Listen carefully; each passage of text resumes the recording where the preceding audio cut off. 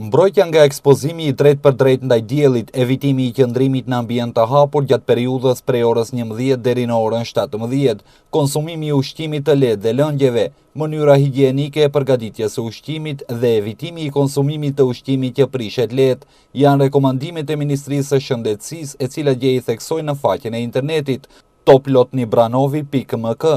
Për të sëmurët kronik, rekomandohet rregullisht ta marrin terapinë e caktuar. Si zakonisht rekomandimet tona janë që pa nevojë këta pacient kronik që i përmendëm, por edhe të tjerët, nëse nuk kanë nevojë, atë pikun e temperaturave, cila është prej orës 11, 12 deri në ora 17 mbasdite, mos të dilet pa nevojë në ndikim të rrezeve ultraviolete dhe temperaturave të larta.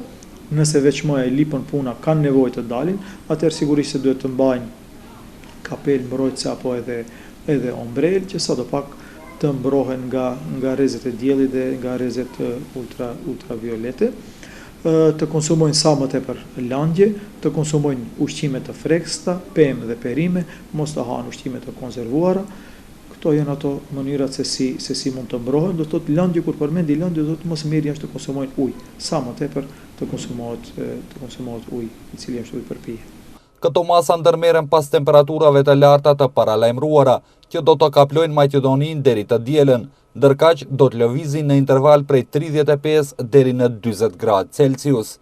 Rritje e dukshme e temperaturave pritet nesër dhe të shtunën, kur ekziston mundësia që i tërë territori i shtetit të kaplohet nga temperaturat nga faza e portokallët, për çka Ministria e Shëndetësisë paralajmërohet që do të informojë vazhdimisht me rekomandime adekuate për mbrojtjen nga moti i ngrohtë. Gjatë ditës së sotme, vetëm rajoni Juglindor do të kaplohet nga vala e ngrohtë, nga faza e verdhë alerte. Ky rajon i përfshin qytetet Gjevgjeli, Kavadar, Demirkapi, Shtip, Radovish, Struminic dhe qytetet dhe vendbanimit përreth, ku parashihen temperatura më të larta nga të zakonshmet për këtë periudhë të vitit. Nga Ministria e Shëndetësisë rekomandojnë që qytetarët të respektojnë rekomandimet e përgjithshme për mbrojtjen nga temperaturat e larta.